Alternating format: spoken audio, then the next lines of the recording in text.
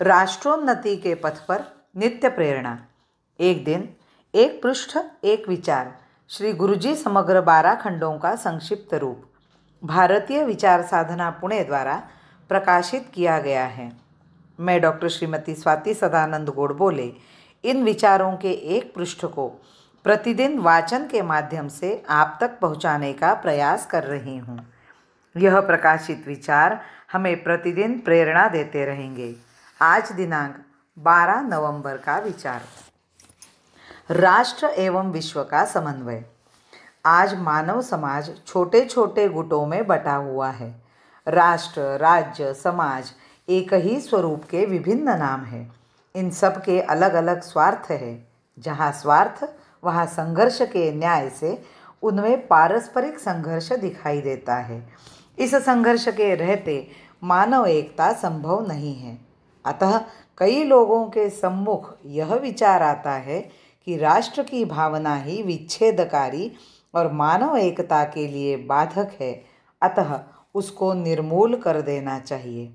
समाजवादी विचारधाराएं यही आधार लेकर चली है।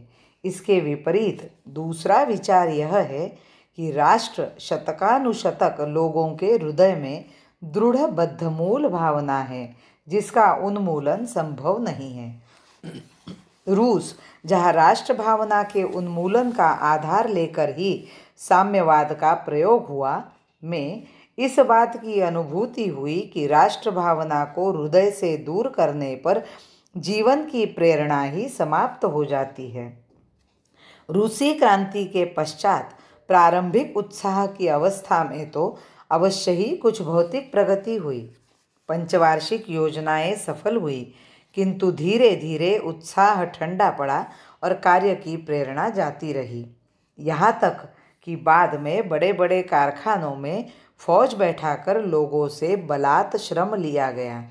ऐसी स्थिति उत्पन्न होने पर वहाँ भी राष्ट्र भावना के पुनर्जागरण की आवश्यकता प्रतीत हुई और मदरलैंड या फादरलैंड, चाहे जिस नाम का प्रयोग करे, कहकर उस सुप्त भावना को जगाने का प्रयत्न हुआ।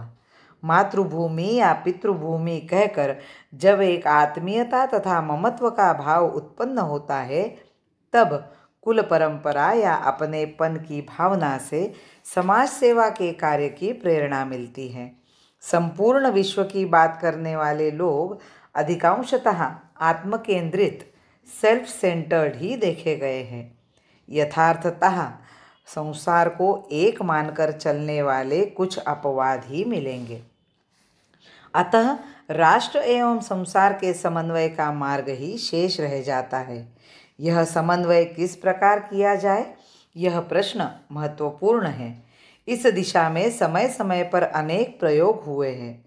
पूर्वकाल की साम्राज्यवादी भावना भी छोटे छोटे राष्ट्रों के संघर्ष को मिटाने के लिए एक नया तथा बड़ा उपाय था, किंतु स्वार्थ पर आधारित होने के कारण वह संघर्ष नहीं मिटा सकी। विश्व राज्य, वर्ल्ड स्टेट की चर्चा भी चलती है, किंतु समस्या यह है कि क्या छोटे छोटे राष्ट्र अपने अस्तित्व को मिटाने के लिए तैयार हैं? भारत की ओर ही देखें। यहाँ आज भिन्न भिन्न राज्यों की मांग हो रही है।